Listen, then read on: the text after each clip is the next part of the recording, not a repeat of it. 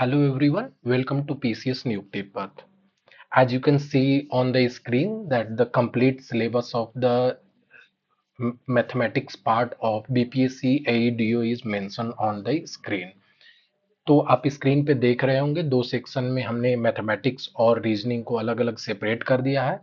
इससे related complete video का series लेकर आने वाले हैं और ये हर वीडियो में कंप्लीट डिटेल्ड सॉल्यूशन होगा। इससे रिलेटेड प्रैक्टिस सेशन होगा जो आप प्रैक्टिस कर सकते हैं और मेक श्योर करूंगा कि आपके एग्जाम में 90% तक के प्रॉब्लम सॉल्व हों एंड विथ द करेक्टनेस। तो ये चीज हम करने वाले हैं और इससे रिलेटेड सबसे पहले क्या करने वाले हैं कि इससे पहले एक बेसिक मैथमेटिक्स का एक सीरीज एक वीडियोज लेकर आ रहे हैं जिसमें जो स्मॉल छोटे छोटे जो कॉन्सेप्ट हैं जो बड़े जो प्रॉब्लम को सॉल्व करने में यूज होते हैं उन सबको आज सॉल्व कराएंगे। इस वीडियो हेल्पफुल होगा आपको ये पूरे सीरीज को कंटिन्यू करने में। तो आई होप इस चीज को समझ रहे होंगे। तो without any further ado let's start the topic. तो सबसे पहले स्टार्ट करते हैं नेचुरल नंबर को लेकर के। बहुत लोगों को कंफ्यूजन रहता है natural number, whole number, integer, even number, odd number. So let's discuss it all. So सबसे पहले डिस्कस करते हैं कि व्हाट इज नेचुरल नंबर। तो यहाँ पे आप देखिए कि counting number is called the natural number. तो काउंटिंग नंबर क्या होता है? तो यहाँ पे आप स्टार्ट कर सकते हैं 1 2 3 4 5 6। तो ये जो नंबर यहाँ तक एन तक चला जाए इसको बोलते हैं काउंटिंग नंबर। इस चीज को ध्यान देना है, ठीक है। होल नंबर में क्या होता है कि जो नेचुरल नंबर होता है उसमें जीरो को भी इंक्लूड करते हैं। तो जीरो को इंक्लूड कर दिए तो क्या हो गया, जीरो को इंक्लूड कर देंगे तो इसमें इसको होल नंबर बोलेंगे। इंटीजर में क्या होता है कि जैसे आपने देखा होगा नंबर सिस्टम लिखते हैं तो इधर आपका 1 2 3 4 होता है और इधर माइनस में भी होता है -1 -2 -3 -4। तो यहाँ से आप देख सकते हैं कि जो आपका इंटीजर होगा वो होगा -1 -2, सॉरी -2 -1 -0। यहाँ पे 1 होगा, 2 होगा, 3 होगा। तो ऐसे ही आप आगे भी जा सकते हैं और इधर पीछे में जा सकते हैं। तो ये पूरा इंटीजर होता है।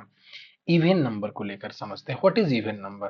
तो इवन नंबर कोई भी जब भी होता है ये 2n के मल्टीपल में होता है। कि जब भी कोई, अब n का वैल्यू 1 2 3 4 कुछ भी आप रख सकते हैं। तो जैसे यहाँ पे स्टार्ट करते हैं तो पहला अगर n का वैल्यू 1 रखते हैं तो 2 होता है, 2 रखेंगे तो 4 होगा, 6 होगा, 8 होगा। ऐसे हम रखते जाएंगे तो ये मेरा नंबर बनते जाएगा। तो कभी भी जो नंबर 2n के टर्म्स में होगा इसको बोलते हैं इवन नंबर। जो मेरा ऑड नंबर होता है ये होता है 2n+1 के फॉर्म में होता है। 2n प्लस फॉर्म, n मेरा क्या हो गया यहाँ पे नेचुरल नंबर हो गया। अभी n कोई भी वैल्यू यहाँ पे हम पुट करते जाएंगे मेरा ऑड नंबर का वैल्यू मिलते जाएगा। तो जैसे n का वैल्यू अगर 1 रखते हैं तो 3 हो गया, n का वैल्यू 2 रखते हैं तो 5 हो जाएगा, n का वैल्यू अगर 3 रखते हैं तो 7 हो जाएगा। तो ये जो मेरे हो गए ऑड नंबर हो गए, ऑड नंबर हो गए, 2 से डिविजिबल नहीं होंगे। तो आप देख रहे होंगे कि 2n के फॉर्म में नहीं है, 2n+1 के फॉर्म में है। तो ये इसको ऑड नंबर को लेकर के हो गया, ठीक है। अब आ जाते हैं नंबर सिस्टम को लेकर के समझते हैं कि नंबर सिस्टम में प्राइम नंबर किसको बोलते हैं, कंपोजिट नंबर किसको बोलते हैं, को प्राइम नंबर किसको किसको बोलते हैं। तो इसको थोड़ा सा समझ लेते हैं। तो प्राइम नंबर क्या होता है? Prime number is only divisible by one and the number itself, number one and the number itself. या तो ये खुद से कटेगा और नहीं तो गिवन नंबर से कटेगा। जैसे एक एग्जांपल ले लेते हैं। तो अगर एग्जांपल ले ले तो 3 क्या हो गया, एक प्राइम नंबर हो गया। 5 क्या हो गया, प्राइम नंबर हो गया। या तो ये एक से कटेगा नहीं तो खुद नंबर से कटेगा। 7 क्या हो गया, एक प्राइम नंबर हो गया, ठीक है। 11 क्या हो गया, एक प्राइम नंबर हो गया। तो ऐसे प्राइम नंबर को हम समझ सकते हैं कि ये तो इसके जो फैक्टर होंगे ये 1 से कटेगा या तो ये जो नंबर है वो खुद से कटेगा। उसके बाद आ जाते हैं कंपोजिट नंबर को लेकर के आता है। इट हैज वन, जो कंपोजिट नंबर होते हैं इसके मोर देन वन फैक्टर होते हैं। जैसे आप एग्जांपल ले लेते हैं यहाँ पे। जैसे मान लिए कि 4 हो गया, 8 हो गया, 10 हो गया। इसके देखिएगा इसके मोर देन वन फैक्टर है। जैसे कि 1 भी हो गया फैक्टर, 2 भी हो गया और यहाँ पे 4 भी हो गया। तो ये मोर देन वन फैक्टर देख रहे हैं। यहाँ पे भी देखेंगे, यहाँ पे भी देखेंगे 1 भी हो गया, 2 भी हो गया, 4 भी हो गया और 8 भी हो गया। तो ऐसे आप देख रहे होंगे इसके मोर देन वन फैक्टर है जो कि जो जो इस नंबर को पूरी तरह से काट सकता है। ठीक है, तो जैसे यहाँ पे भी ले लेते हैं, 1 है, 2 है, 5 है और 10 नंबर इटसेल्फ है। तो ये सबके पास more than one common factor हो गया है, जो कि प्राइम नंबर है, one and the number itself उसी से कटता है। एक इंटरेस्टिंग नंबर है जो कि ये चीज आपको थोड़ा समझना पड़ेगा कि व्हाट इज को प्राइम नंबर, थोड़ा लोग कंफ्यूज रहता है इसमें। ठीक है, को प्राइम नंबर उसको बोलते हैं it has only one common factor. अगर कॉमन फैक्टर जब हम निकालने जाएंगे इसके बीच में, तो केवल एक ही कॉमन फैक्टर होगा। और को प्राइम नंबर जरूरी नहीं है कि ये प्राइम नंबर ही होगा। सबसे पहले आपको एग्जांपल ही दे देते हैं तो थोड़ा समझ में आ जाएगा। जैसे मान लिए कि 8 और 15 को ले लेते हैं, ठीक है, सॉरी, 8 और 15 को ले लेते हैं, ठीक है। तो 8 का अगर फैक्टर देखेंगे कि इसका क्या कितने नंबर से कटता है, ये 1 से भी कटता है, 2 से भी कटता है, 4 से भी कटता है और 8 से भी कटता है। जबकि अगर आप 15 को उठाएंगे, सॉरी 15 था, तो अगर 15 को उठाएंगे तो ये 1 से भी कटता है, सॉरी 3 से भी कटता है, 5 से भी कटता है और 15 से भी कटता है। तो ये आप देख रहे होंगे इसके मोर देन वन कॉमन फैक्टर है, मोर देन वन इसके पास कॉमन फैक्टर है। तो इसको बोलते हैं को प्राइम नंबर। ठीक है, it has only one common factor. तो ओनली वन कॉमन फैक्टर क्या है, यहाँ पे वन एक कॉमन फैक्टर है। और देखिएगा यहाँ पे कोई कॉमन फैक्टर नहीं है 8-15 के बीच में। तो यहाँ जब 8-15 के बीच में कोई कॉमन फैक्टर नहीं है, बस एक ही कॉमन फैक्टर है जो कि वन है, तो इसको हम बोलेंगे ये जो है को प्राइम नंबर हो गया। दूसरा एग्जाम्पल ले लेते हैं, 7 और 11 ले लेते हैं। तो 7 का कितना से डिविजिबल होगा, 1 से होगा, ठीक है, और खुद नंबर 7 से ही होगा। और दूसरा अगर 11 उठा लेते हैं, तो या तो 1 से होगा या तो खुद 11 से ही होगा। यहाँ पे भी देख रहे हैं कि केवल एक कॉमन फैक्टर है जो कि 1 है। तो हम क्या बोल सकते हैं कि ये मेरा को प्राइम नंबर हो गया। आई होप आपको को प्राइम नंबर समझ में आया होगा कि it has only one common factor. बस इस चीज को ध्यान में रखना है, ठीक है। अब आगे आते हैं रेशनल नंबर को लेकर के। रेशनल नंबर जैसा कि आपने स्टार्टिंग क्लासेस में पढ़ा होगा, जो स्कूलिंग क्लासेस में, रेशनल नंबर कोई भी उस नंबर को बोलते हैं जिसको मैं पी बाई क्यू के फॉर्म में लिख सकता हूँ, where as Q is not equal to zero. मतलब कि क्यू जीरो नहीं हो सकता है। जैसे कि एग्जांपल ले लेते हैं, 2/3 क्या है, एक रेशनल नंबर है। 3/5 क्या है, एक रेशनल नंबर है। क्योंकि देखिए पी बाई क्यू के फॉर्म में है और क्यू यहाँ पे जीरो नहीं है, तो ये रेशनल नंबर है। 3/5 एक रेशनल नंबर है क्योंकि क्यू यहाँ पे जीरो नहीं है और पी बाई क्यू के फॉर्म में है। ठीक है, आई होप आपको समझ में आया होगा रेशनल नंबर।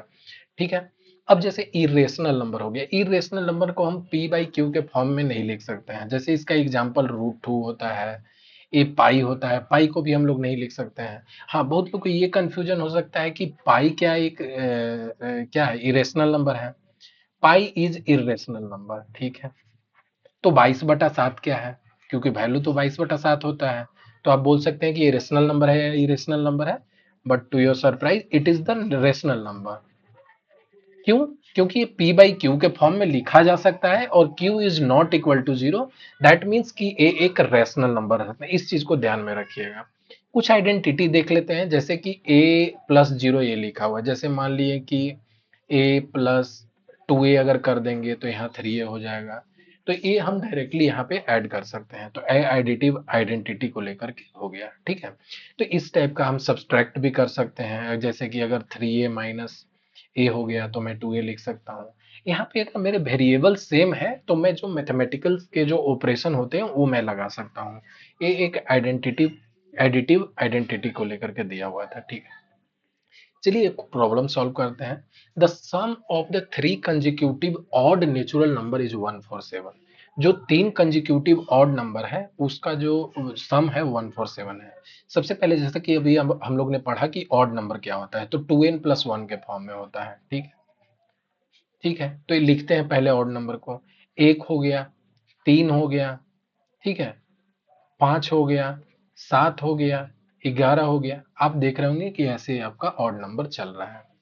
ठीक है, अब ये ऑड नंबर जब मेरा है, आप देख रहे होंगे कि एक गैप करके है। अगर पहला नंबर मेरा अगर x है, तो यहाँ पे x प्लस क्या करना पड़ेगा, 2, तब जाके दूसरा मेरा नंबर आएगा। फिर इसमें 2 अगर जोड़ेंगे तब जाके मेरा तीसरा नंबर आएगा। ठीक है, तो ये x प्लस 4 लिख सकते हैं, x प्लस 6 लिख सकते हैं, ये हो गया। तो अगर जब मेरा नंबर नहीं दिया हुआ है और नंबर को एज्यूम करना है तो हम ऐसा एज्यूम कर सकते हैं, तो इसको एज्यूम कर सकते हैं। अब इसके दो पीछे भी हम जा सकते हैं, जैसे कि x माइनस 2। अगर मैं क्या करता हूं कि 1 को अगर x माइनस 2 एज्यूम कर लो, तो फिर आगे वाला जो होगा वो x हो जाएगा, x माइनस 2 हो जाएगा। तो इस तरह से हम एज्यूम कर सकते हैं। +2 के मल्टीपल्स में आपको प्लस कर सकते हो या माइनस कर सकते हो, वैसे नंबर को भी एज्यूम कर सकते हो। तो लेटेस्ट एज्यूम कि पहले हम लोग देखते हैं कि कोई एक नंबर x माइनस 2 है, x है, x प्लस 2 है, x प्लस 4 है, x प्लस 6 है। यहाँ पे बोल रहा है 3 कंजिक्यूटिव नंबर, तो कोई भी 3 कंजिक्यूटिव ले सकते हैं, ये भी 3 कंजिक्यूटिव ले सकते हैं, या ये भी 3 कंजिक्यूटिव ले सकते हैं, और तीनों का सम दिया हुआ है 147। तो सबसे पहले हम लोग क्या कर सकते हैं कि हम लोग ये वाला लेते हैं और इसको लिखते हैं x minus 2 plus x plus 2 equal to 147, और इसको सॉल्व करते हैं। ठीक है, लेट मी सॉल्व इट। तो यहाँ पे आप देखिएगा कि +2 और -2 गॉट कैंसल्ड आउट, तो यहाँ पे 3x इक्वल टू 147 आ रहा है। तो अगर x अगर आप यहाँ से निकालेंगे तो आपका 147/3 आता है, जो कि आप कितना आ जाएगा, 3449 आ रहा है। तो आप यहाँ से डायरेक्ट आंसर निकाल सकते हैं। हाँ, आपका ये क्वेश्चन हो सकता है कि आपने ये तीन ही कंजिक्यूटिव क्यों लिया। आप कोई भी कंजिक्यूटिव तीन लो, आंसर सेम आएगा। आपको एक एग्जांपल के तौर पे दिखा देते हैं कि चलो इसको ही लेते हैं, x प्लस 2 प्लस, हाँ ठीक है, ए जो मेरा नंबर आया था x मेरा 49 हो गया, और जो कि क्या पूछ रहा था, मिडिल नंबर पूछ रहा था। तो क्योंकि मिडिल नंबर क्या था मेरा, ये तीनों के बीच में x था, तो मैं डायरेक्ट यहाँ पे x मेरा आंसर आ गया था। आई होप ये चीज समझ में आया होगा। चलो यहाँ पे ये तीन कंजिक्यूटिव को लेते हैं x plus 2 plus x plus 4 plus x plus 6 equal to 147 हो गया। अगर ये मैं सॉल्व करूंगा तो यहाँ पे कितना आएगा, 3x प्लस ए 2 प्लस 4 6, और प्लस 6 कितना हो जाएगा, 12 हो जाएगा। तो यहाँ पे 12 हो गया, यहाँ पे 147 हो गया। ठीक है, तो सॉरी 2 प्लस 4 प्लस 6 हो गया। ठीक है, तो अब एक काम करते हैं यहाँ पे कि जब मैं यहाँ पे अब सॉल्व कर रहा हूँ तो 3x इक्वल टू 147 माइनस 12 कर देता हूँ। तो 12 करूंगा तो कितना आ जाएगा, 7 से 2 गया 5, 135 आ गया, इक्वल टू 3x। तो यहाँ से मेरा x का वैल्यू कितना आ रहा है, x का वैल्यू जो आ रहा है वो कितना आ रहा है, 135/3, 135/3। तो जब यहाँ पे इसको अगर कॉट करोगे तो यहाँ पे कितना हो जाएगा, 45 आ रहा है। ठीक है, अब जो मेरा x का वैल्यू 45 आ रहा है, क्योंकि अब हम लोग ने क्या चूज किया था, x plus 2 plus x plus 4 और x प्लस 6। तो x प्लस 4 मिडिल नंबर हो गया, तो आपको डायरेक्ट यहाँ से 45 और प्लस 4 कर देंगे, तो आपका क्या आ जाएगा, 49, जो कि आंसर सेम ही आ रहा है। आप कोई भी दो तीन कंजिक्यूटिव नंबर चूज कर सकते हो। मैंने इसलिए चूज किया था क्योंकि यहाँ पे सॉल्व करना आसान हो जाता है कि +2 -2 कैंसिल हो गया, तो डायरेक्ट आप 3x इक्वल टू 147 लिख सकते हैं। आई होप कॉन्सेप्ट में क्लैरिटी आई होगी। कोई भी थ्री नंबर लिया, ऐसे ही मैं इवन नंबर भी लिख सकता हूँ। तो इवन नंबर को भी देखोगे तो वो भी होता है 2 प्लस 4 प्लस 6। तो कभी भी इसमें एज्यूम करना होगा तो ऐसे ही एज्यूम कर सकते हो, उसमें भी दो दो का डिफरेंस पे होता है। ठीक है, आई होप ये चीज समझ में आया होगा। अब आ जाते हैं डिजिबिलिटी रूल, थोड़ा सा समझ लेते हैं डिजिबिलिटी रूल क्या होता है। डिविजिबिलिटी रूल जो होता है कि अगर दो का देखना है, जैसे कोई भी नंबर दो से डिविजिबल है चेक करना हो, तो उसका जो यूनिट प्लेस होगा अगर वो 2 से डिविजिबल है, दैट मीन्स कि वो पूरा नंबर 2 से डिविजिबल होगा। जैसे कि 146 उठा लेते हैं, तो इसका यूनिट प्लेस चेक करना है, ये 2 से डिविजिबल है, 2 इन 2 3 2 3 जा 6। तो यहाँ से हम क्या बोल सकते हैं कि ये 2 से डिविजिबल है, तो इसका मतलब कि पूरा का पूरा नंबर 2 से डिविजिबल है। 496 ये भी 2 से डिविजिबल है, क्योंकि यूनिट प्लेस को आपको चेक कर लेना है। 19426 वन नो, आप यहाँ पे देख लीजिए यूनिट प्लेस अगेन 2 से डिविजिबल है। तो ऐसे आप चेक कर सकते हैं। अगर मैं 33 देखूँ, ये 2 से डिविजिबल है, तो यूनिट प्लेस चेक करेंगे, 2 से डिविजिबल है नहीं है, तो दैट मीन्स के 2 से डिविजिबल नहीं है। डिविजिबिलिटी ऑफ 3 से आते हैं। इसमें क्या होता है कि कोई भी अगर नंबर, जैसे मैंने 87 ले लिया, 87 ले लिया, तो इसमें पूरे नंबर को जोड़ देना होता है। जैसे मैंने 8 प्लस 7 कर दिया, तो ये आ रहा है 15। ये 15 3 से डिविजिबल है, तो ये हाँ 3 से डिविजिबल है। दैट मीन्स कि ये पूरा नंबर 3 से डिविजिबल है। 7 to 9 हो गया, फिर से इसको ऐड कर देते हैं, तो कितना आ रहा है 7 + 2 + 9, तो यहाँ आ रहा है 18। ये क्या है 3 से डिविजिबल है।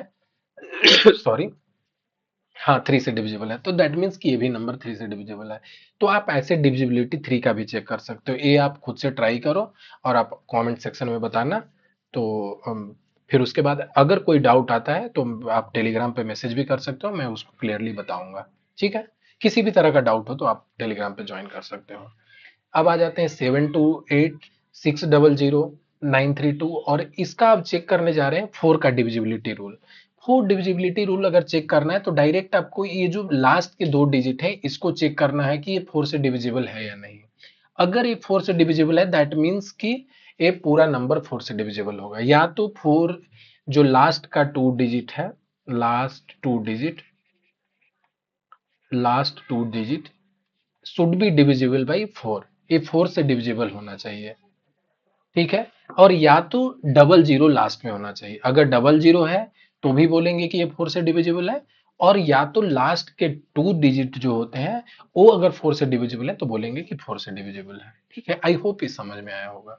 डिविजिबिलिटी ऑफ 5 ये आपको पता ही होगा कि नॉर्मल कोई भी अगर लास्ट में 5 आ रहा है तो उसको बोलेंगे डिविजिबिलिटी बाई 5 है, या जीरो भी आएगा तो बोल सकते हैं। ठीक है, लास्ट में कभी भी ये दोनों संख्या आ गया तो हम बोलेंगे डिविजिबिलिटी। कोई भी एग्जांपल ले सकते हैं, 5 to 5, 9 to 5, 9 to 0, कोई भी नंबर 0 और 5 अगर लास्ट में आ रहा है तो बोलेंगे डिविजिबल है किससे, 5 से। अब आ जाते हैं हम लोग 6 को लेकर के। अब क्या, अभी हम लोग ने ऑलरेडी पढ़ चुका है कि 2 से डिविजिबिलिटी और 3 से डिविजिबिलिटी दोनों का रूल पढ़ चुके हैं। अगर कोई भी नंबर 2 से भी डिविजिबल है और अगर 3 से डिविजिबल है, दैट मीन्स कि वो पूरा नंबर क्या है, ये पूरा नंबर 6 से डिविजिबल है। जैसे 72 को चेक कर लेते हैं। 72 को अगर चेक करेंगे तो ये लास्ट में 2 है, दैट मीन्स कि ये 2 से डिविजिबल है, 2 से डिविजिबल है, 2 से डिविजिबल है। अगर इसका 3 से डिविजिबिलिटी चेक करना है तो 7 + 2, 7 + 2 9, 3 से डिविजिबल है, तो यहां से हम बोल सकते हैं कि 3 से डिविजिबल है। तो ये यहाँ पे आपको क्लियरली ऐसे समझ में आ सकता है कि कैसे आपको 6 का चेक करना है। आई होप ये समझ में आया होगा, आप ये दो प्रैक्टिस कर सकते हैं। 7 को लेकर के कॉन्सेप्ट है, एक कॉन्सेप्ट तो मैं यहाँ पे बता सकता हूँ कि पहले आप समझ लीजिए कि कोई भी नंबर है, जैसे कि 92 है। ठीक है, 92 में क्या करना है कि लास्ट के नंबर को उठाना है। ठीक है, लास्ट के नंबर को उठाना है, जो भी नंबर का चेक करना है। जैसे मुझे 98 का चेक करना है तो पहले क्या करूंगा, मैं लास्ट के नंबर को उठाऊंगा, इसको क्या करूंगा 2 से मल्टीप्लाई कर देना है, तो 8 × 2 हो गया। 8 × 2 कितना हो गया, 16 हो गया, 16 हो गया। अब उसको 9 से सब्सट्रैक्ट कर देना है। ठीक है, तो 9 से अगर सब्सट्रैक्ट करेंगे तो कितना आ रहा है 7। दैट मीन्स कि ये 7 से फिर अगर ये 7 से डिविजिबल है तो बोलेंगे कि 7 से डिविजिबल है। एक सिंपल तरीका होता है चेक करने का, जैसे कि 994 है। ठीक है, टोटल 99 लिए, माइनस 4 को क्या करेंगे 2 से मल्टीप्लाई कर देंगे, और उसके बाद ये नंबर को सब्सट्रैक्ट कर देंगे, तो ये क्या आ रहा है 91। तो 91 ऑलरेडी कितना से 7 से डिविजिबल है, 30 टाइम्स में। तो यहां से आप समझ सकते हैं कि 7 का डिविजिबिलिटी चेक कर सकते हैं, बहुत ही इजी है। आप लास्ट के नंबर को 2 से मल्टीप्लाई करें और वैसे चेक कर सकते हैं। एक और मेथड जो कि मैं बताऊंगा जो कि आगे होगा, जो कि वो भी आप यूज कर सकते हैं। ठीक है, अगर लास्ट के 3 डिजिट नंबर डिविजिबल बाई 8 है तो हम बोलेंगे कि वो 8 से डिविजिबल है। ठीक है, तो ये आप एक जनरल प्रैक्टिस है जो यूज कर सकते हैं। लास्ट के 3 डिजिट नंबर अगर 8 से डिविजिबल है तो पूरा संख्या 8 से डिविजिबल होगा। ठीक है, और या तो 000 होने चाहिए लास्ट, कोई भी लास्ट का 3 000 है, या 3 डिजिट जो है 8 से डिविजिबल है तो बोलेंगे कि 8 से डिविजिबल है। ठीक है, यहाँ पे आप यहाँ पे चेक कर सकते हैं कि ए नंबर 8 से डिविजिबल है कि नहीं, तो ये आप डायरेक्ट ऐसे चेक कर सकते हैं कि 8 से डिविजिबल है। ये 3 डिजिट है तो आप डायरेक्ट चेक सकते हैं। इसमें देखिए कि 3000 आ रहा है, दैट मीन्स कि ये डायरेक्टली 8 से डिविजिबल है। कभी भी 3 लास्ट में 0 हो तो बोलेंगे कि 8 से डिविजिबल है, और या तो लास्ट के 3 डिजिट को चेक कर लेंगे कि वो 8 से डिविजिबल है कि नहीं है। ठीक है, तो आई होप ये चीज समझ में आया होगा आपको। अब आ जाते हैं कि 9 को लेकर के आ जाते हैं। 9 में भी वैसे ही सिंपल है, 3 जैसा ही है, क्योंकि अगर इसको सम ऑफ डिजिट अगर 9 से डिविजिबल है दैट मीन्स कि वो पूरा नंबर 9 से डिविजिबल है। जैसे अगर 63 को चेक करना है तो 6 + 3 9, 9 से डिविजिबल है, हाँ 9 से डिविजिबल है। इसका मतलब 63 9 से डिविजिबल है। अगर मान लीजिए कि 216 मेरे पास है, इसको भी जोड़ देते हैं, 6 + 1 7 + 2, 6 + 2 + 1 कितना हो गया, 9 हो गया। ए 7 से 9 से डिविजिबल है, हाँ 9 से डिविजिबल है। तो आप ऐसे 9 की divisibility it is similar to kind of 3, तो आप यहाँ से चेक कर सकते हैं। डिविजिबिलिटी ऑफ 10 अगेन आसान है कि जितने भी नंबर होंगे उसके लास्ट में 0 होंगे। 230 हो गया, 430 हो गया, 491 हो गया, कोई 490 हो गया, कोई भी जिसके लास्ट में 0 होगा तो 10 से डिविजिबल होगा। ये आपको आई होप आता ही होगा। अब आ जाते हैं डिविजिबिलिटी टेस्ट करने का 11 का। ठीक है, 11 का टेस्ट करने में क्या है कि जो difference sum of odd place हो गया है और इवन प्लेस दोनों का सम करके डिफरेंस करना है। जैसे मैं एक एग्जांपल के तौर पे बता देता हूँ, जैसे कि 9174 है। ठीक है, तो अब जैसे मान लिए कि एक से स्टार्ट करते हैं, ये ऑड हो गया, ये हो गया इवन प्लेस हो गया, ये ऑड हो गया और ये इवन हो गया। ठीक है, तो पहले ऑड को जोड़ लेते हैं, 9 + 7 तो कितना हो गया, 16, और यहाँ पे 7 + 4 कितना हो गया, 11। यहाँ पे क्या करेंगे, दोनों को सब्सट्रैक्ट कर देना है। ठीक है, तो जब भी इस टाइप का अगर कॉन्सेप्ट आता हो तो उसमें क्या कर देना है कि उस जो अपोजिट नंबर है, जैसे 9 + 7 जोड़ दिए, 9 + 7 कितना हो गया, 16, और 4 + 1 कितना हो गया, यहाँ पे 4 + 1 होगा। ठीक है, तो 4 + 1 + 4 कर दिए तो ये कितना हो गया, 5। ठीक है, तो यहाँ पे आप देखेंगे कितना आ रहा है, 11, दैट मीन्स कि ये 11 से डिविजिबल है। दूसरा एक नंबर चेक करते हैं, 176, यहाँ पे ऑड इवन ऑड, आप क्या कर रहे हैं, दोनों को जोड़ दें, 6 + 1 -7 = 0। यहाँ से भी क्या बोल सकते हैं, या तो ये नंबर पूरा 7 से डिविजिबल होना चाहिए जो फाइनल वाला, या तो 0 होना चाहिए। तो दोनों को क्या बोलेंगे, 7 से डिविजिबल है। आई होप ये समझ में आया होगा। एक और एग्जांपल ले ही लेते हैं, 1221, ऑड हो गया, इवन हो गया, ऑड हो गया, इवन हो गया। ऑड को जोड़ लेते हैं, 2 + 1 3। ठीक है, -2 + 1 3, यहाँ पे हो गया 0। तो यहाँ से क्योंकि या तो ये पूरा जब ऑपरेशन है जो कर रहे हैं या तो 0 आना चाहिए या तो 7 से डिविजिबल होना चाहिए, तो हम बोलेंगे पूरा का पूरा नंबर 11 से डिविजिबल है। ठीक है, या तो 0 होना चाहिए या 11 से डिविजिबल होना चाहिए, तो इसको क्या हम बोलेंगे कि 11 से डिविजिबल है। आई होप ये समझ में आया होगा। अगर कोई भी क्वेश्चन इससे रिलेटेड अगर अभी भी आते हैं तो आप टेलीग्राम पे या यूट्यूब पे के कमेंट सेक्शन में आप मैसेज कर सकते हैं। आई होप समझ में आया होगा। चलिए ठीक है, एक और क्वेश्चन को उठाते हैं, p + q different integer both divisible by 5। अगर मान लीजिए कि कोई p और q कोई एक रैंडम नंबर है जो कि 5 से डिविजिबल है, दैट मीन्स कि कोई भी नंबर के लास्ट में तो 5 आएगा ही आएगा। आई होप ये समझ में आया होगा। या तो इसमें भी अगर 5 का मल्टीपल में है तो कोई ना कोई नंबर लास्ट में 5 आया ही होगा। 5 आया होगा या तो 0 आ सकता है, 5 आ सकता है या 0 आ सकता है। ठीक है, आई होप इससे चीज समझ में आ रहा होगा। अब क्या बोल रहा है कि both are divisible by 5, which of the following is not necessarily true. चलो एग्जांपल लेके इसको ऑप्शन को सॉल्व कर लेते हैं कि p - q equal is divisible by 5। अगर मान ली कि कोई भी नंबर 5 है और दूसरा नंबर भी 5 है, ठीक है, और दोनों का अगर यूनिट प्लेस अगर हम घटाएंगे तो क्या आएगा, यहाँ पे 0 आएगा, और 0 अगर किसी का यूनिट प्लेस में आता है तो उसको बोलते हैं कि 5 से डिविजिबल है। आई होप ये समझ में आया होगा। तो या तो अगर मान लिए कि मैंने जो पहला लिया 5 आया है और दूसरे का यूनिट में 0 है, तो इसका भी अगर दोनों का अगर डिफरेंस करेंगे तो 5 आएगा जो कि 5 से डिविजिबल होगा। तो ये जो p - q जो है हमेशा होल्ड करेगा। p - q जो होगा हमेशा डिविजिबल बाई 5 होगा। अगर p और q दोनों 5 से डिविजिबल है तो p - q दोनों p - q क्या होगा, 5 से डिविजिबल होगा।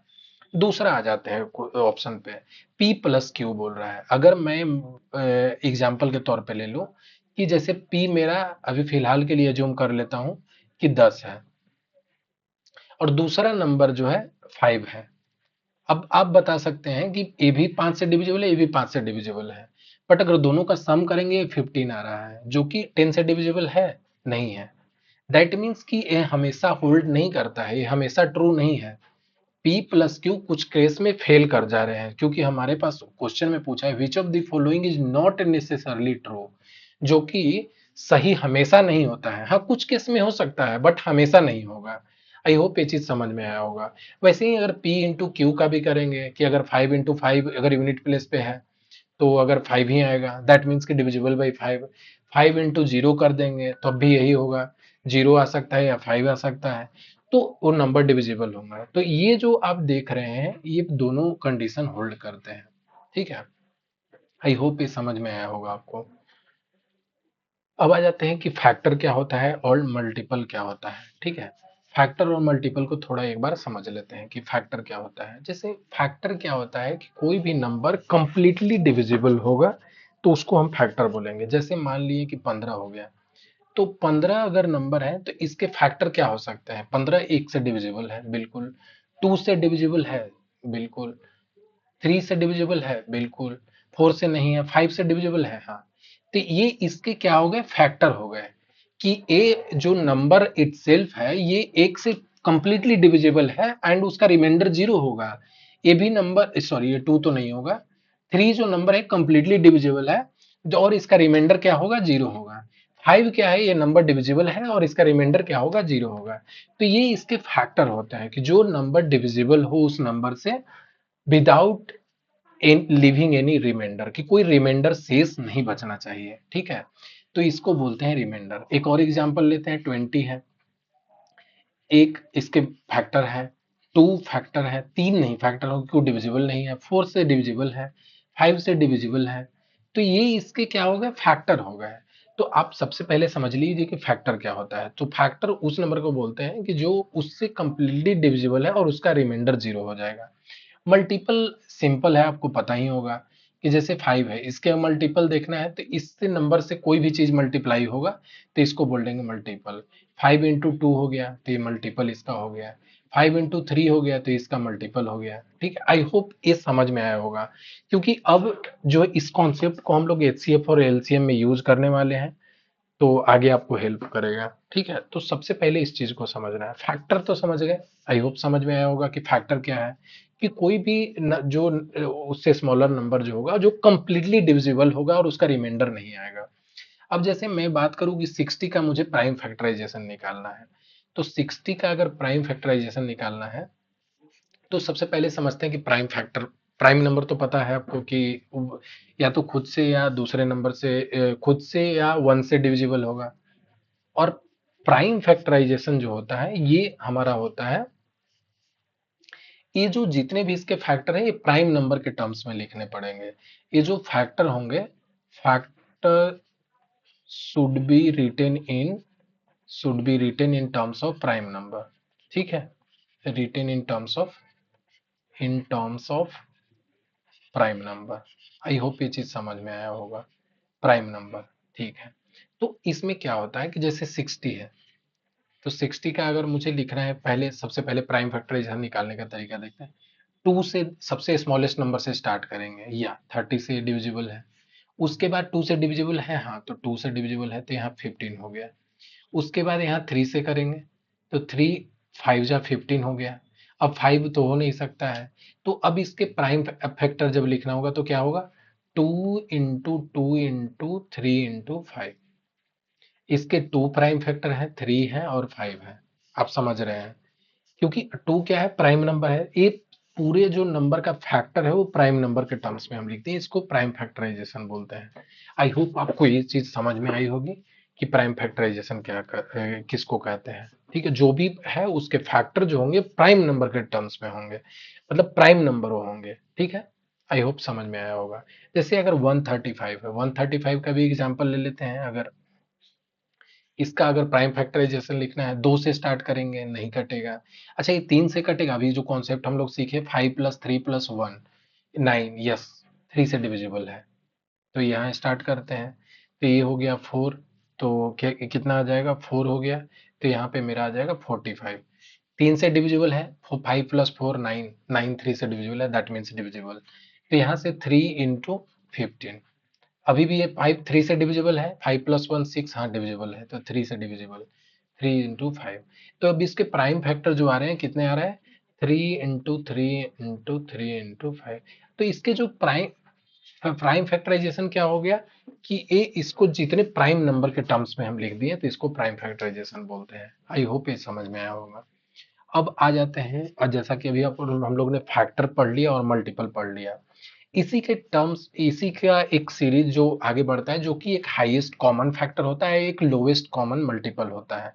एचसीएफ एलसीएम आप लोग ने पढ़ा होगा, फिलहाल अगर नहीं पढ़े हैं तो फिर भी ये बेसिक कॉन्सेप्ट है, इसलिए इसको डील कर रहे हैं यहाँ पे। आगे इस चीज को नहीं बताया जाएगा, आगे आपको हमेशा इस चीज को अपने खुद के साथ कैरी करना है, क्योंकि एचसीएफ एलसीएम से बहुत क्वेश्चन बनते हैं, और इससे क्या होता है, शॉर्ट शॉर्ट में क्वेश्चन बनते हैं, शॉर्ट शॉर्ट ट्रिक्स में बहुत ज्यादा यूज होते हैं, तो आपको इस चीज को स्पेसिफिकली ध्यान देना है। तो कॉमन फैक्टर हो गया, कॉमन फैक्टर क्या हो गया, तो कोई भी नंबर के बीच में अगर फैक्टर कॉमन हो तो वो उसको बोलेंगे कॉमन फैक्टर हो गया।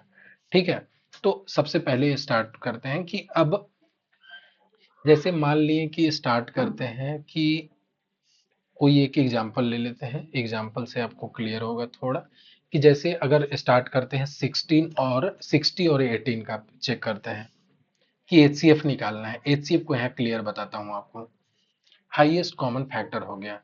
तो सबसे पहले क्या करते हैं कि 60 का जो क्या प्राइम फैक्टराइजेशन जो लिखते थे वो स्टार्ट करना है, लिखना है। तो सबसे पहले 60 का लिखते हैं।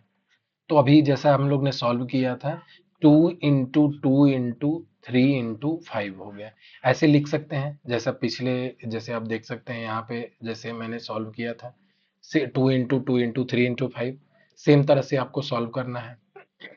उसके बाद 18 हो गया, सेम इसी तरह से सॉल्व करना होगा। तो क्या आ जाएगा, 2 इंटू, आप इसको खुद से करिएगा, इजी है आई नो, आप जल्दी इसको कर सकते हैं। 2 इंटू 3, तो कितना हो गया, 6, और 6 3 जा, तो ये आपका डायरेक्ट हो गया।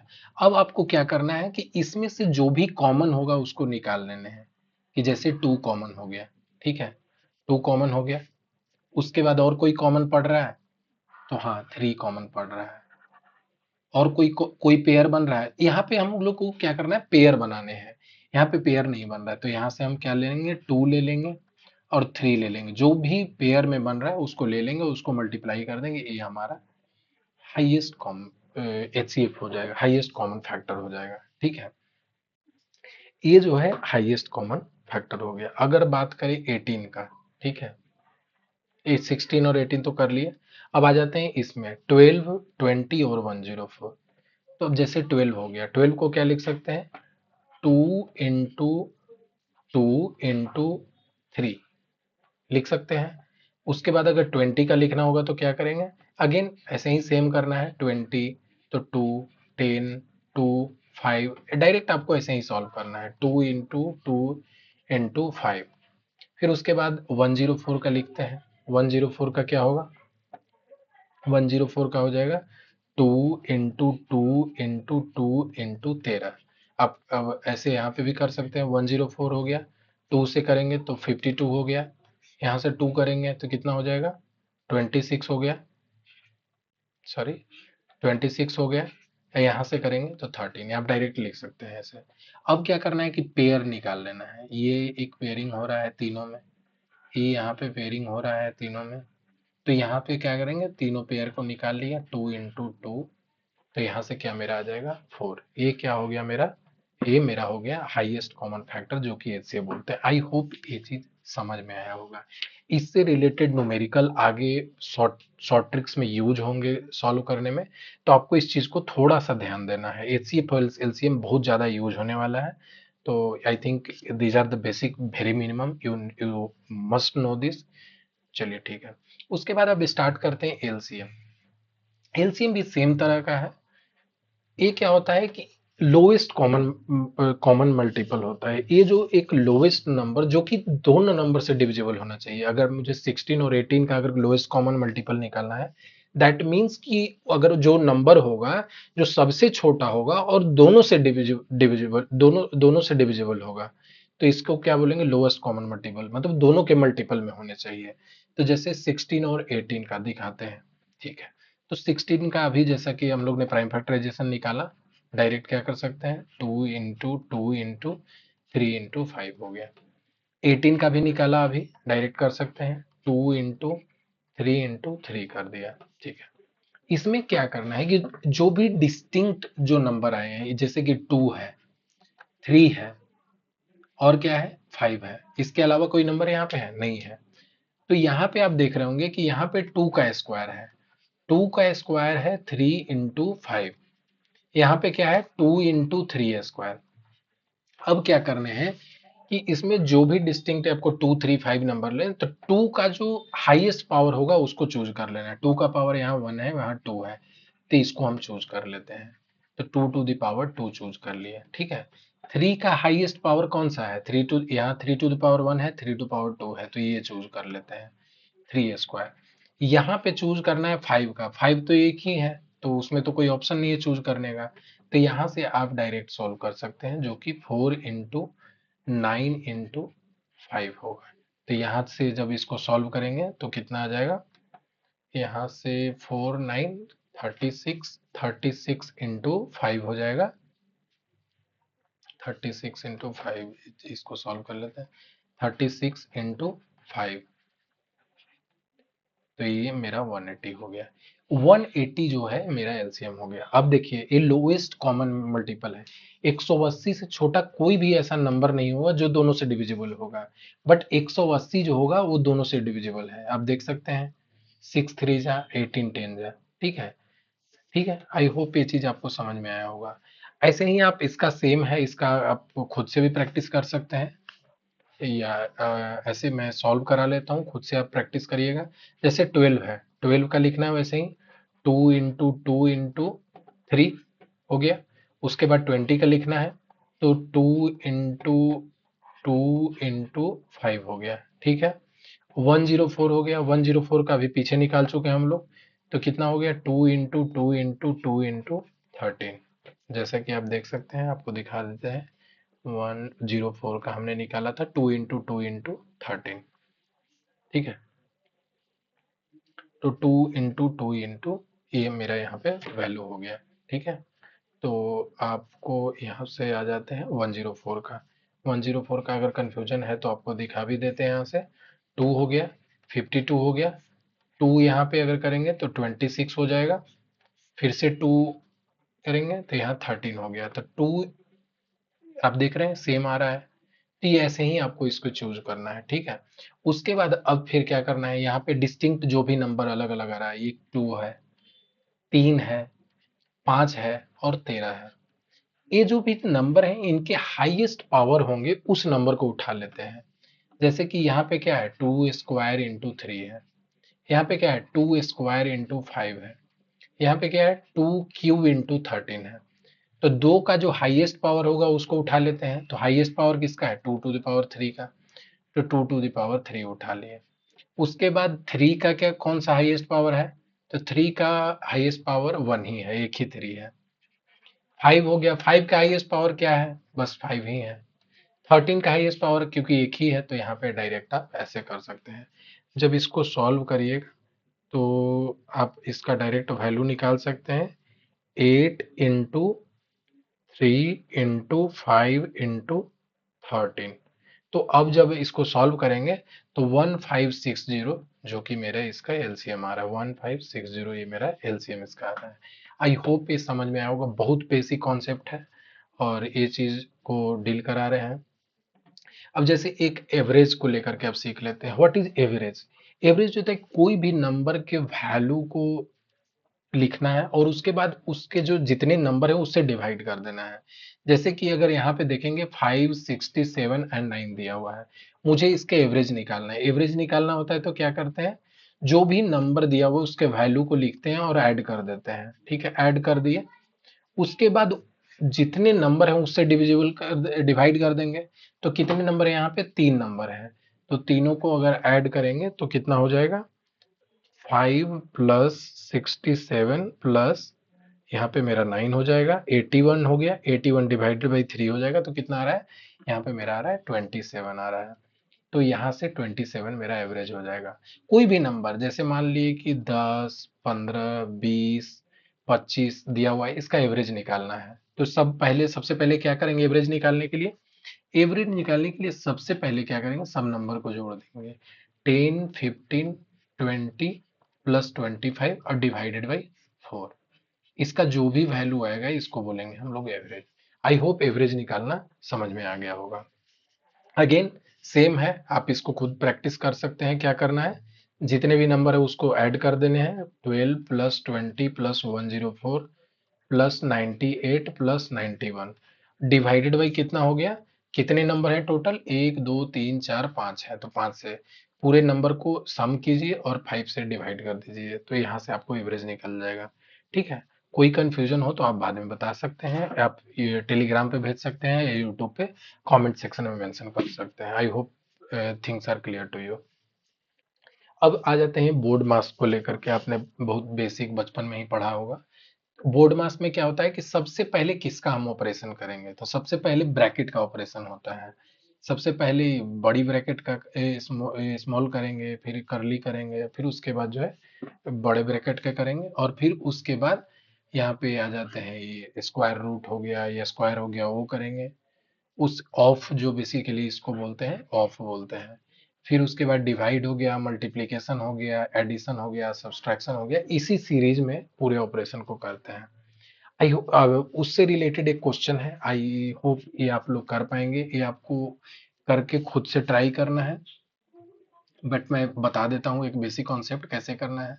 सबसे पहले मैंने क्या बोला, इस ब्रैकेट को करना है, स्मॉल ब्रैकेट को करते हैं। तो 125, अब वो स्मॉल ब्रैकेट में किसका सबसे पहले होगा, तो ये जो डिवाइड दिया हुआ है यहाँ बार के अंदर में इसका होगा, क्योंकि डिवाइड पहले होता है। तो यहाँ पे अगर डिवाइड करेंगे तो कितना हो जाएगा, 3 और प्लस 2। अब बोर्ड मास का जो रूल है वो अंदर में भी अप्लाई होगा, तो अंदर में अप्लाई होगा तो क्या हो जाएगा, 125 इंटू 3 प्लस 2। तो 125 इंटू 3 प्लस 2 तो कितना हो जाएगा, कर लेते हैं 125 इंटू 3 प्लस 2, तो 377 आएगा। ठीक है, तो ये जो ब्रैकेट के अंदर आएगा 377 आ जाएगा। और यहाँ पे क्या है, ये आपका हो गया, ठीक है, इंटू 34। अब मेरा क्या है, यहाँ पे करली ब्रैकेट है, अब ये वाला ऑपरेशन होगा। अब फिर इसको अंदर में वाला ऑपरेशन करेंगे। फिर उसके बाद जब टोटल नंबर हो जाएगा तो उससे क्या करेंगे, 493 से डिवाइड कर देंगे, और इसको टोटल कितने से मल्टीप्लाई कर देने हैं, 1/2 से कर देने हैं। एक क्वेश्चन आप खुद से ट्राई करिए, बहुत इजी है। और अगर आपसे नहीं सॉल्व होता है तो अगेन आप कमेंट सेक्शन में मेंशन कर सकते हैं। ठीक है, ये जो अब कुछ बेसिक ऑपरेशन बताने वाले हैं जो कि आगे आने वाले पूरी सीरीज में हेल्पफुल होगा, जो कि प्रोडक्ट रूल है, क्वोशंट रूल है। तो जैसे मान लीजिए कोई भी a to the power m into a to the power अगर एन है, तो उसको हम direct a to the power m plus n लिख सकते हैं। फॉर एग्जाम्पल अगर बोले 2 टू द पावर अगर 4 है, और अगर सेम बेस है 2 टू द पावर 4 है, और इसको अगर 2 टू द पावर 6 है, तो हम क्या कर सकते हैं, 2 टू द पावर अगर मल्टीप्लीकेशन में दोनों है तो क्या कर सकते हैं, दोनों के पावर को जोड़ सकते हैं, तो ये 4 प्लस 6 हो जाएगा। ठीक, तो हम क्या लिख सकते हैं, 2 टू द पावर 10 लिख सकते हैं। ऐसे ही कोई भी ऑपरेशन कर सकते हैं। अगर डिवीजन में रहेगा तो क्या करेंगे, माइनस कर देंगे। जैसे मान लीजिए 2 टू द पावर 10 है और divided by 2 to the power 4 है, तो यहाँ पे क्या कर देंगे, माइनस करना होगा, 2 टू द पावर 10 माइनस 4। इसके जो पावर है वो दोनों को सब्सट्रैक्ट कर देने पड़ेंगे, तो कितना आ जाएगा, 2 टू द पावर 6। ये बेसिक ऑपरेशन है, ये आपको आना चाहिए। यहाँ पे देख रहे हैं कोई भी a b to the power अगर एम है, तो हम क्या लिख सकते हैं, a to the power m into b to the power m लिख सकते हैं। ठीक है, आई होप ये बेसिक्स है, आपको समझ में आया होगा। जैसे 2 2 इंटू 3 है, या कोई भी नंबर ए बी है, तो a b to the power m है, तो क्या करेंगे, a to the power m into b to the power m कर सकते हैं। ठीक, कोई भी नंबर अगर मल्टीप्लीकेशन में है तो ये चीज हम ऑपरेशन कर सकते हैं। सेम डिवाइड में भी यहाँ पे रूल है। तो ये जितने भी ऑपरेशन दिए हुए हैं ये आपको आइडेंटिटी याद रखने हैं, ये आपको हमेशा यूजफुल होगा। A to the power minus m है, तो अगेन आप डायरेक्ट क्या लिख सकते हैं, 1/a to the power m लिख सकते हैं।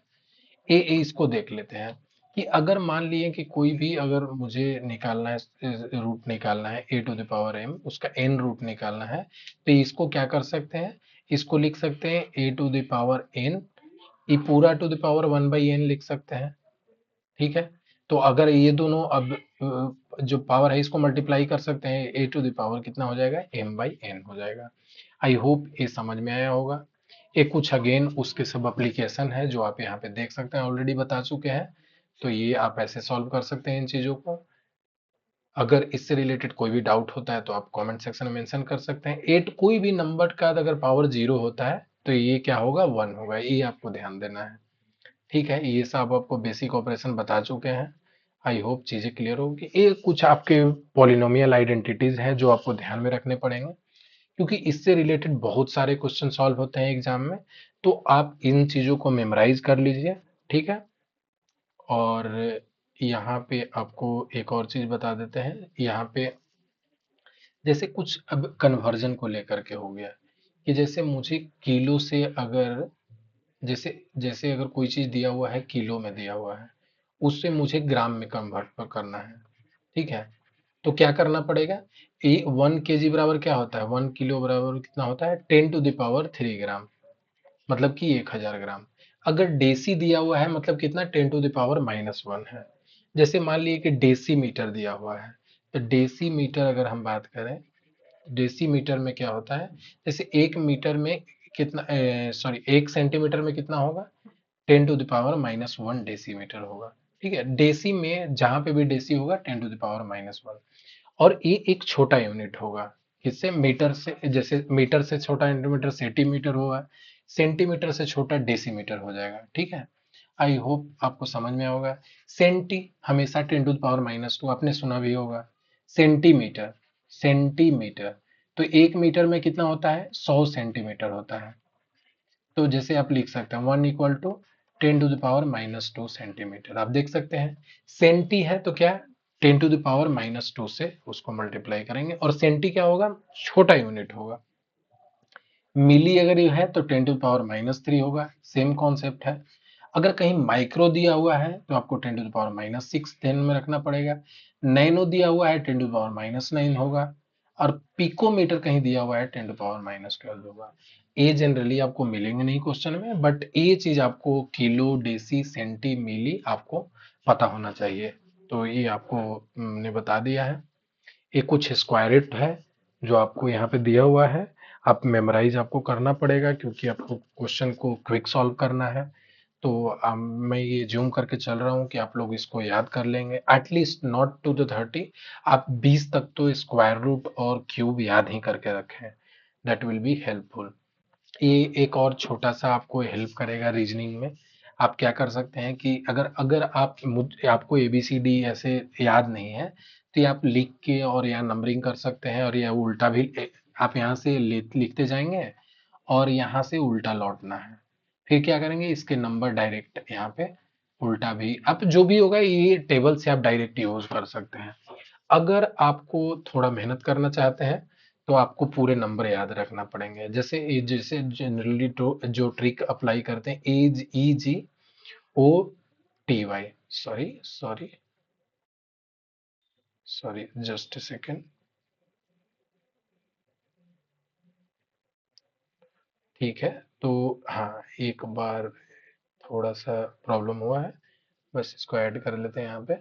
ठीक है, तो लास्ट स्लाइड पे चले आते हैं। ठीक है, तो EJ हो गया, यहाँ पे O हो गया, T हो गया और Y हो गया। तो आप क्या कर सकते हैं, EJOTY, ये 5 का डिफरेंस है, 5 हो गया, 10 हो गया, 15 हो गया, 20 हो गया, 25 हो गया। तो आप ऐसे याद कर सकते हैं। अब जैसे O हो गया, MNOP, O के बाद P आता है तो आप P डायरेक्ट बता सकते हैं कि 16 है। तो आप इतना इजोटी से आप याद रख सकते हैं इन नंबर को। ठीक है, ये बेसिक है तो हर जगह बताया जाता है, तो आप ये याद कर सकते हैं। और मैं तो बोलूंगा आपको पास इतना प्रैक्टिस होना चाहिए कि आपके पास वो नंबर जो है डायरेक्ट याद हो जाएगा, उसके अपोजिट भी याद हो जाएंगे। और आप कहीं-कहीं बेसिक ट्रिक्स के लिए देख सकते हैं, इधर-उधर वीडियोस देख सकते हैं कि कैसे क्या है। अब बेसिकली आपको याद होना चाहिए। तो ये आपका बेसिक मैथमेटिक्स का एक ओवरव्यू मैंने आज इस सिलेबस में दे दिया है। ये अब पूरा कंप्लीट सिलेबस जो होगा आगे कंटिन्यू करेगा। ये पूरा जो है कहीं न कहीं आगे लिंक होगा। तो आप इसको अच्छे से समझिएगा और आगे मिलते हैं नेक्स्ट वीडियो में। तो कंप्लीट करने से पहले अगर आपने वीडियो यहाँ तक कंटिन्यू किया है तो आप चैनल को सब्सक्राइब कर लें, लाइक बटन को हिट करें और मेक श्योर करें कि अच्छे से लर्न करें। Thank you so much.